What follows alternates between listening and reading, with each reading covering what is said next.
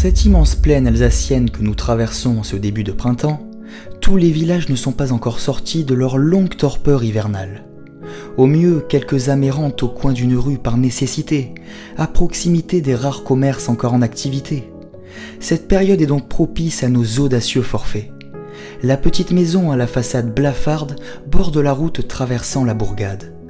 Pour nous, son insignifiance n'est qu'apparente. Nous ne sommes pas là par hasard. Loin d'être isolée, la modeste bâtisse reste exposée à tous les regards du voisinage. Par prudence, nous choisissons donc de nous compliquer un peu l'accès en longeant le lit asséché d'un ruisseau, en retrait de l'axe principal. Ainsi, nous parvenons à l'arrière de la construction dissimulée par les ronces et les herbes folles qui ont depuis longtemps envahi la petite propriété. Une première ouverture béante s'offre à nous au niveau du soubassement. Elle nous offre notre première découverte. Ni voiture, ni moto, ce curieux engin motorisé de conception artisanale restera le prototype le plus improbable des moyens de locomotion que nous ayons eu l'occasion de visionner. Il est aussi la première promesse d'un lieu unique où vécut naguère un génial bricoleur, un artiste anonyme. Bonjour à tous les amis. Bonjour tout le monde. On se retrouve aujourd'hui pour une exploration, une mini-exploration j'ai envie de dire. Avec des mini-degrés parce que là on est en train de se peler. Il y a le soleil et tout. Bon, on est dans le nord-est quand même de la France. Ouais. Et il fait très très froid dans un petit village paumé en plus. Regardez, on est au cœur d'une toute petite forêt dans laquelle se dissimule ce petit bijou qu'on va vous présenter maintenant. Un petit bijou dans son écrin. Complètement. C'est ça. Bon allez, on vous emmène avec nous les amis. À tout de suite. À tout de suite. Petite infiltration comme on les aime. En passant par derrière, à travers les ronces, les broussailles, on se pique de partout. Ah c'est ça. Regardez. Et regardez alors, la maison, c'est ça. La Je maison, vous montre voilà. Rapidement la façade. Elle est toute petite cette maison en fait. Ah mais vous allez le voir, ouais, elle est minuscule. Alors, c'est incroyable. Mais elle recèle de véritables trésors. Et un des premiers trésors qu'on va vous faire voir, c'est celui-ci. On entre par là, à travers cette porte défoncée. On va être hyper prudent, parce que si ça lâche, on est mal. Regardez, la poutre est complètement fracassée. Ah oui, non, là, prête je confirme que là, si ça lâche, on est vraiment mal. On ne va pas aller plus loin, seulement on tenait absolument avec Ludo à vous présenter cet objet d'exception. C'est la première fois qu'on découvre un tel engin en urbex. En fait, d'après nous, il s'agit d'un fauteuil roulant à la base, qui a été aménagé ou bricolé pour devenir un véhicule motorisé avec un moteur de Solex à l'avant et tout un système pour braquer, pour mettre en route le moteur. Non mais alors là c'est juste exceptionnel. Même le petit rétroviseur, c'est un rétroviseur de voiture qui a été rajouté dessus, mais c'est un truc de fou, c'est un truc de dingue. Et là il y a une espèce de frein à main qui est installé aussi, mais c'est un truc de fou. Jamais, je pense, on aura l'occasion de revoir un tel objet. Ah non, là il y a la petite sonnette qui est là, sur le volant. Le volant qui était même chromé à la base, hein, parce que là, le chrome s'en va, mais il était chromé à la base. Ça devait être un engin exceptionnel, de toute beauté et surtout original. Et là, donc du coup, regardez, c'est vraiment pourriant. On n'ira pas plus loin. Au-dessus, regardez. Beaucoup trop dangereux. Et vous le verrez tout au long de sa visite. Ah là c'est un poulailler au fond ou... Ouais, n'y va pas trop, Ludo, parce que si ça lâche, là, on est on a déjà pris les risques pour présenter ce véhicule d'exception. On va rester. On vous parlait d'une petite infiltration traditionnelle, c'est celle-ci. Comme on les aime, c'est ça. Punaise, il y a des ronces partout, attention Ludo. Je vais précéder papa. Oula. Reste pas trop près de moi comme ça, s'il y a des branches qui reviennent, tu te les prends pas trop. Ouais, c'est ça, parce que là, on va longer une petite route le long de la maison. Et on va essayer de se faufiler par là-bas, discrètement.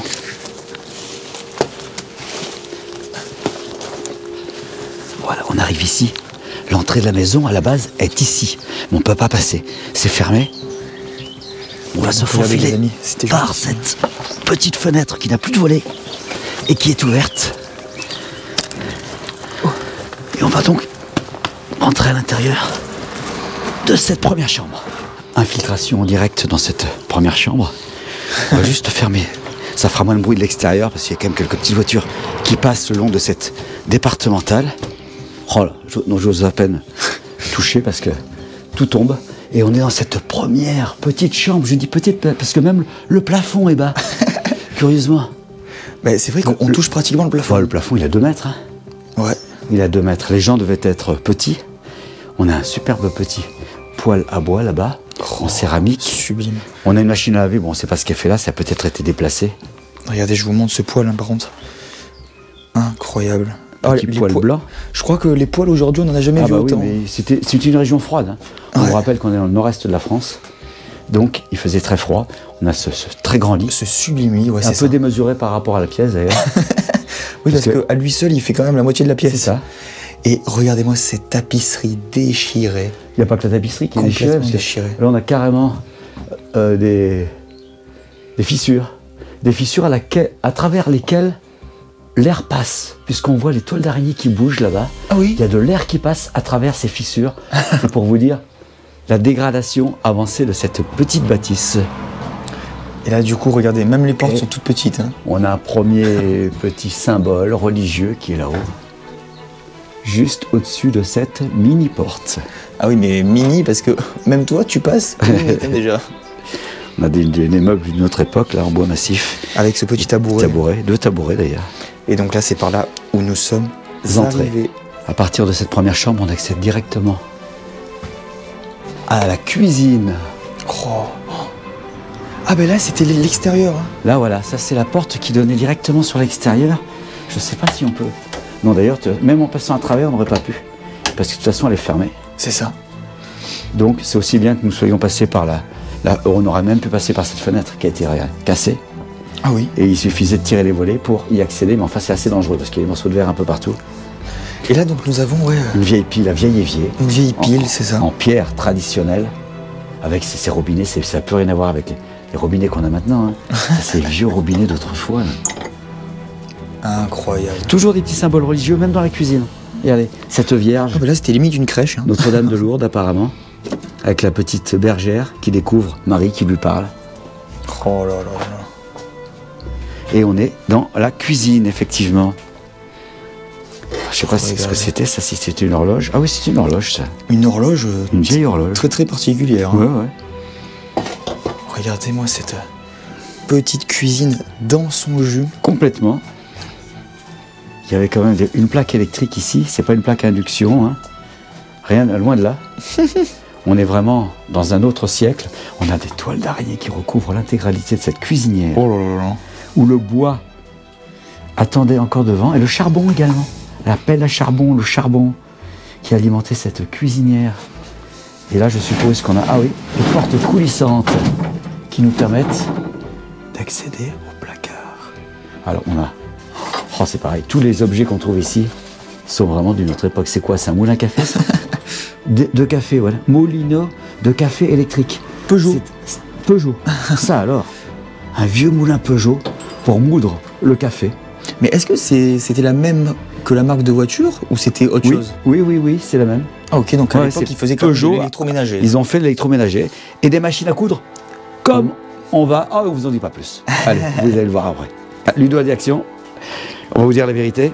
Vous qui nous regardez et qui êtes nos fidèles spectateurs.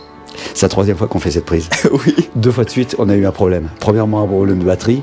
Et après, c'est qu'on rigolait trop pour la refaire. Bon, alors, là, on va essayer de vous la faire sans trop rire. Alors, je pousse la porte. Parce que c'est vrai que l'humidité l'a fait bouger. Regardez ce qu'on découvre. On essaie de faire comme si on découvrait comme vous pour la première fois.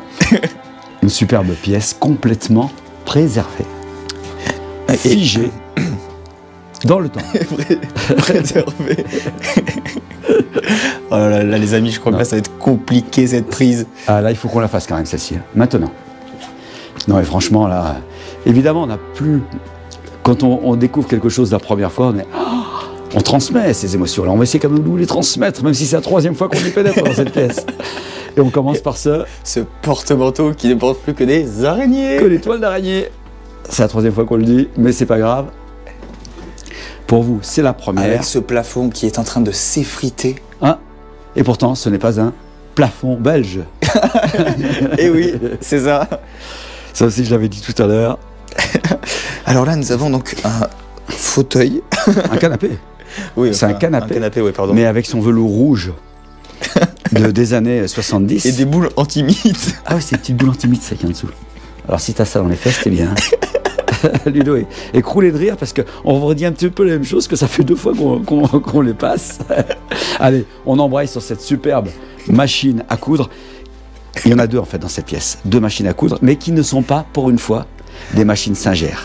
Et ça vaut le coup d'être souligné. Je crois, oui, c'est une des rares fois où... Ouais. Et Veritas, c'est la première... Oui, Veritas, c'est la première machine. C'est la première qu'on voit. Regardez. De marque Veritas. On a eu des pfaf qui nous avaient bien fait rigoler aussi d'ailleurs. Ah oui, malheureusement qu'on n'en a pas eu, parce que là... Et avant de passer à la seconde machine, qu'on va vous faire découvrir, regardez ce superbe fauteuil rotatif. Il est magnifique, ce fauteuil. Un peu anglais, j'ai l'impression que c'est un style anglais, moi, ça. Bah, c'est possible. Ouais. C'est possible. Et regardez cette machine, alors justement, ça rejoint ce qu'on vous disait dans la cuisine. Oui. Peugeot ne faisait pas que des voitures. C'est ça, il faisait aussi des machines à coudre. Peugeot. Et des moulins à café, on le saura désormais. Fabrication française. Une superbe petite machine à coudre de marque Peugeot. Avec l'interrupteur. Ce petit interrupteur ici pour commander la lampe qui est juste là. Elle est magnifique cette machine. Et tous les petits accessoires qui vont avec. Ici j'ai même une petite boîte de boutons. Il y a des aiguilles qui sont là. Oh, incroyable. C'est incroyable. C'est superbe, c'est magnifique. Le fil est encore dans le petit tiroir ici. Voilà, c'est incroyable. Sublime. Et là, donc, nous arrivons sur ce fauteuil avec cette poupée. Hein. Oula, j'ai failli tomber sur le tapis. Pourtant, je t'avais prévenu. Hein. Le tapis a été apparemment déplacé parce qu'on supposait qu'il y avait, à mon avis, ceux qui ont fait ça, ils supposaient qu'il y avait une trappe en dessous. Parce que c'est vrai que le plancher, comme il est un peu pourri, il bouge beaucoup. On peut supposer qu'il y a des accès. Donc là, on est dans le coin nuit. C'est ça. Et on a la foi qui est très, très, très, très présente.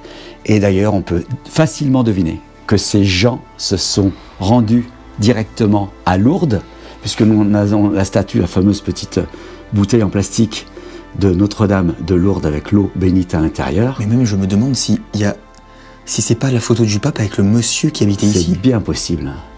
C'est bien possible. De l'ancien pape, regardez. Ouais, c'est possible que ce soit le monsieur qui habitait dans cette maison qui ait été reçu par Jean-Paul II. Apparemment, c'est Jean-Paul II. Alors là, ça serait dingue, hein, par contre. Ouais.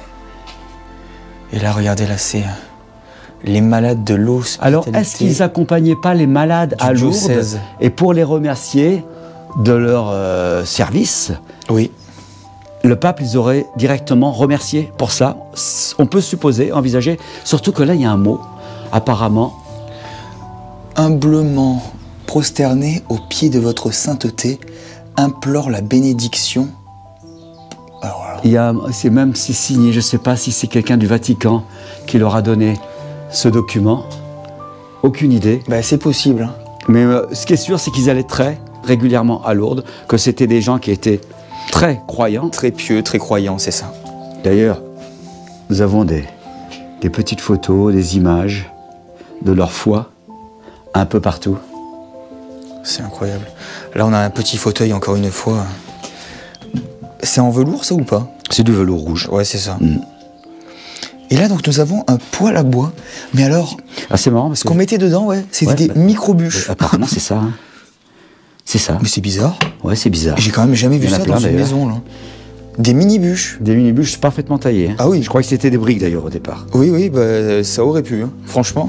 Et on vous présente monsieur et madame, quand ils étaient jeunes et beaux. Et à mon avis, on est bien au-delà du demi-siècle, là. Ah oui, là, à partir de maintenant. Je pense. Et leur verrerie, qui est encore ici, dans la petite vitrine. Toute la verrerie est là, on a même encore des fourchettes en aluminium. Tout est en aluminium, mais parfaitement décoré. Néanmoins, on n'est pas dans les couverts en argent, mais le décor est là. Oh, c'est dingue.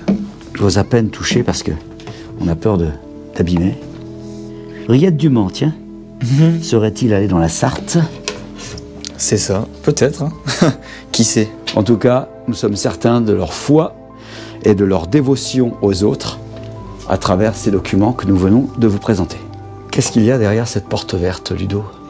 Ah, je dirais bien le premier étage, parce que au vu de ce qu'il y a, enfin au vu de ce qui reste, surtout, voilà.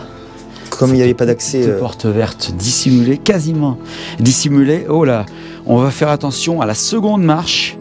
On va poser les pieds de chaque côté. Non, mais même prudemment. Tout est pourri. Hein, ouais. En haut. Tout est bien mangé par la moisissure, la pourriture. Et on va essayer de se déplacer vraiment avec beaucoup de précautions, vous faire visiter cet étage. Oh là là!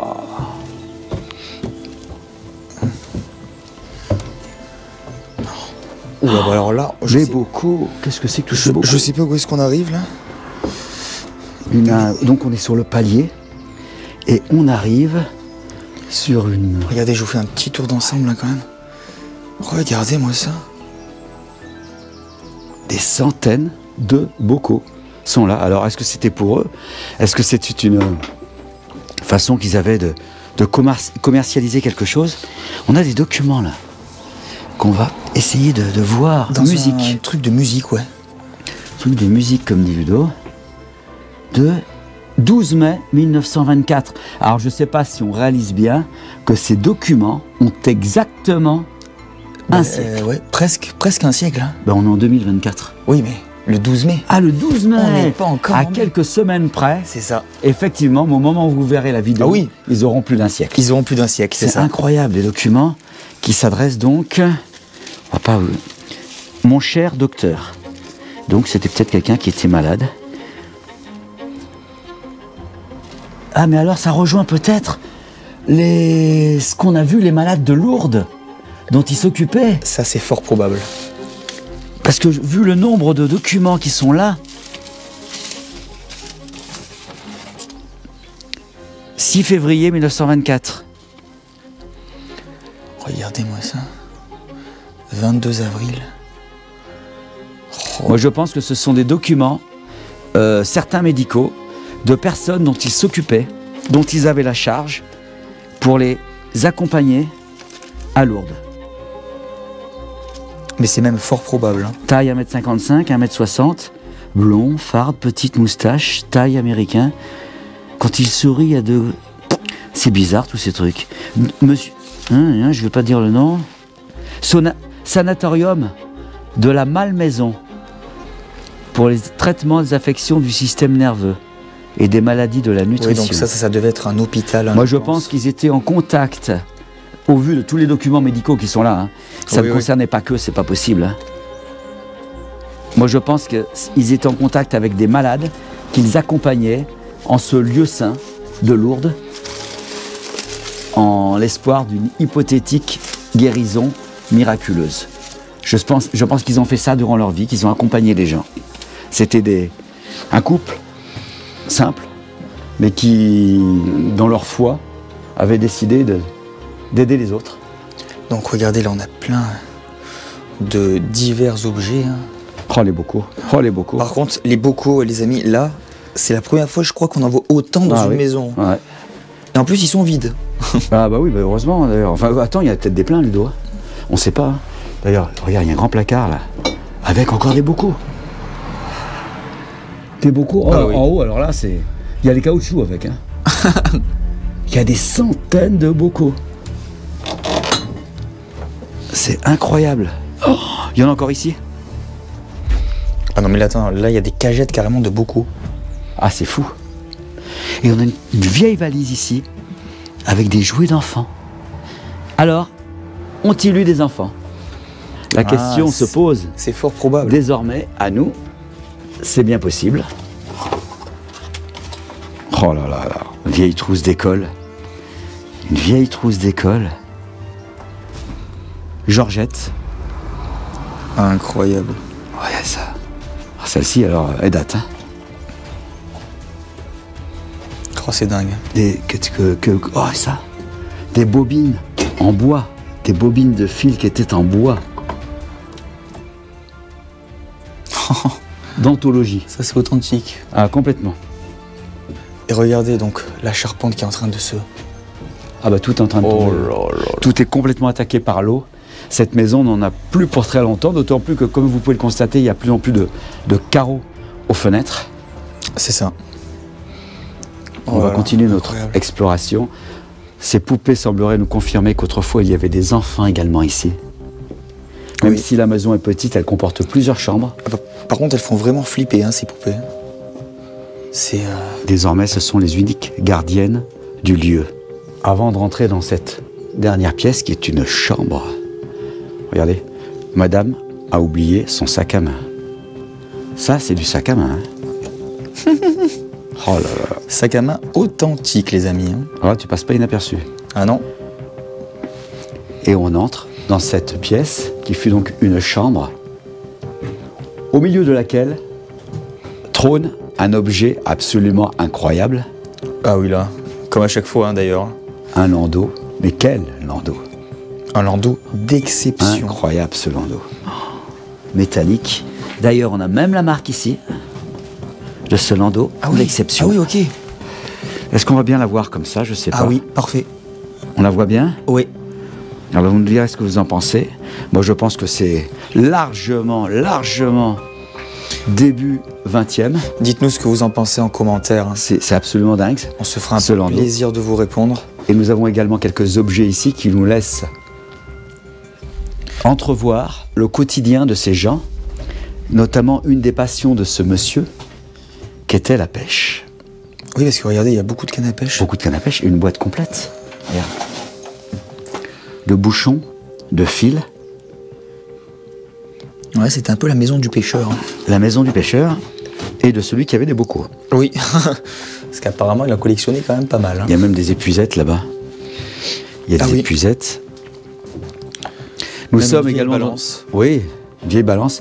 Mais ces luges nous rappellent que nous sommes également dans une région parfois enneigée. Oui, parfois, oui. Donc elles ont tout lieu d'être. Et effectivement, elles appartenaient peut-être aux enfants qui habitaient ici. C'est même fort probable. Hein.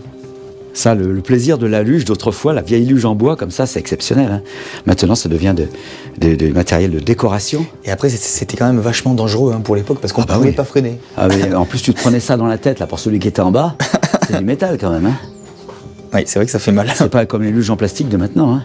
Là, on a un lit d'appoint, mais vieux, très vieux.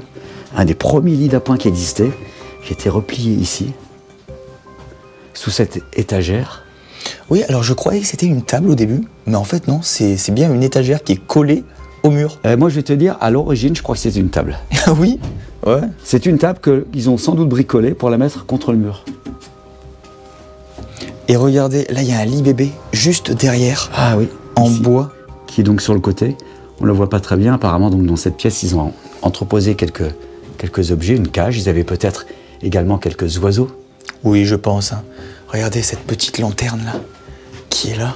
Une jolie petite lanterne. Oh, sublime. Et là donc, la végétation quand même reprend ses droits. Ça c'est vraiment spécifique au site d'Urbex qu'on fait quand ils sont dans cet état, souvent intact. La végétation finit par prendre possession des lieux, même à l'intérieur de la maison. Oh, c'est dingue. La canne de monsieur, ses lunettes sans doute également qui sont restées sur la petite table de nuit. Et là donc nous avons ce lit. Et un autre lit mais sans sommier hein, cette fois-ci. Des chaises ont pris la place du sommier qui était sans doute existant autrefois. C'est ça. Et là donc nous avons une ancienne machine à coudre également. Une de plus. Enfin, en fait je crois que c'est juste le socle. Hein. Ouais, mais je crois que la machine à coudre était en haut des escaliers qu'on a monté tout à l'heure. On va la faire voir en repartant. Parce que le socle... Ah, Singer. Ah oui, Singer. Pour une fois. Exactement. C'était donc une Singer. Alors, retour sur ce palier. On a une autre pièce là-bas. Mais avec Ludo, on a décidé volontairement de ne pas vous la présenter car l'accès est très dangereux. Oui, déjà parce que la planche que vous voyez juste ici est prête à s'effondrer. Oui, et puis derrière, c'est à moitié mort. On va éviter certaines parties de cette maison, même si elle est très petite. On ne va pas prendre de risques inutiles. Et la machine qui me semblait manquer là-bas, ah non, c'est même pas celle-ci. C'est un Naumann. Naumann. Encore une autre. Oui, en plus, encore une marque qu'on ne connaît pas. Encore une marque qu'on ne connaît pas, décidément. Et on a des petits trucs ici, je ne sais pas ce que c'est, ça. Alors là, qu'est-ce que c'est, ces trucs là Si certains connaissent, c'est accompagné de ces petites broches métalliques. Je ne sais pas à quoi ça servait, ça. C'était peut-être dans ce pot. C'est possible, à la base. Il y a plein de découvertes assez insolites qu'on fait. Hein. Regardez, comme cet objet-là. Qu'est-ce que c'est? Alors ça... c'est peut-être une presse. Ben, on dirait. En tout cas, ça tourne. Hein. Et ça fonctionne encore. Hein.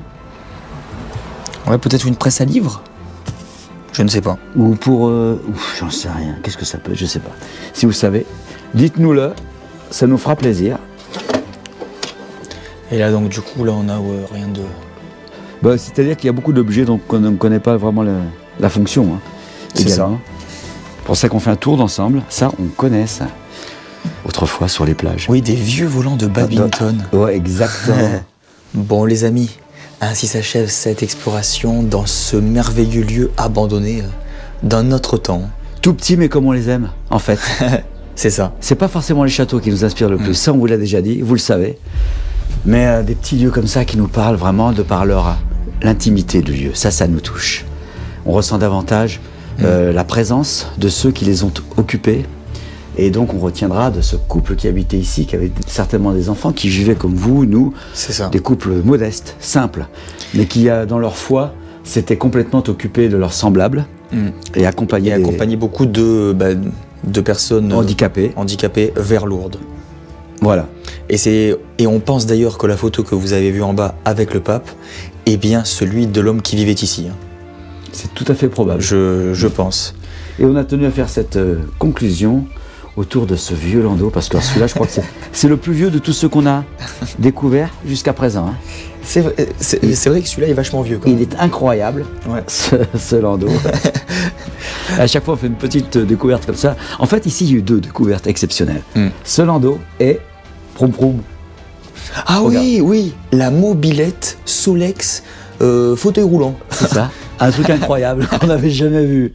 Et ça nous plaît aussi de découvrir comme ça par hasard, par rapport aux différents spots qu'on fait, des objets qui sortent complètement de l'insolite et qu'on vous présente. C'est vrai. Mais en tout cas, donc pour ceux qui s'en rappellent, cette maison me fait étrangement penser à la maison Baltrap. Parce que dans la maison Baltrap, c'était petit aussi. C'était tout petit, confiné. Il y avait une vraie histoire qui se dessinait. C'est ça. On devinait ce qu'avait fait le monsieur, ce qu'avait fait la dame. À travers, là, tous les bocaux, ça veut dire qu'ils faisaient certainement beaucoup de conserves. Peut-être même un peu trop, c'est peut-être pas que pour eux, parce que vu le nombre de bocaux, on peut s'imaginer qu'ils en vivaient également, qu'ils faisaient peut-être commerce de ça. C'est fort probable. Bon, en tout cas, si cette exploration vous a plu, n'hésitez pas à vous abonner, à liker et à commenter sur les différents objets que vous avez pu voir durant cette exploration. Et nous, on se dit à très vite pour de prochaines explos. Allez, à très bientôt les amis. Bye bye. À bientôt. Immersion dans une capsule temporelle où les jours, les mois, les années sont abolis depuis bien longtemps. Le lieu nous invite à la rêverie et laisse libre cours à notre imagination. Dans cet intérieur au charme désuet qui dégage une infinie douceur, nous évoluons dans l'univers intimiste d'un couple en ce milieu du XXe siècle. Comme ces machines à coudre, autrefois vulgaires objets usuels du quotidien, qui apparaissent aujourd'hui devant nous comme de véritables œuvres d'art. Ces vieilles demoiselles centenaires aux courbes sensuelles, élégantes et raffinées comme au premier jour, nous parlent de celles qui les utilisaient. Femmes au foyer, certes, mais remarquables couturières à ses heures perdues.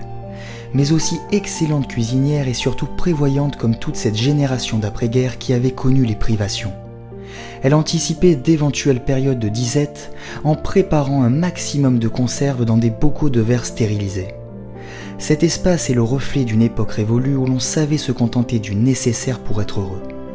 Une époque où le superflu qui efface les vraies valeurs et les principes n'était pas de mise. Comme une piqûre de rappel à l'authenticité, cette visite faite de simplicité sera l'ultime testament de ceux qui vécurent en ces lieux. Leur message post-mortem à notre génération.